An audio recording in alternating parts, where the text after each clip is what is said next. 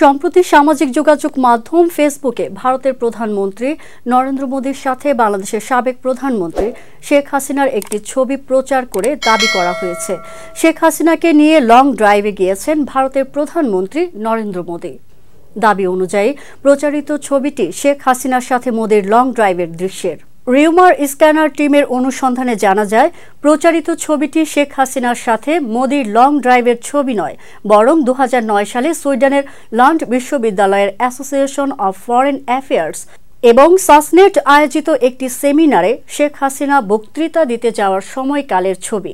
এ বিষয়ে অনুসন্ধানে প্রচারিত পোস্টগুলো পর্যবেক্ষণ করলে তাতে কোনো নির্ভরযোগ্য তথ্য প্রমাণের উল্লেখ পাওয়া যায়নি।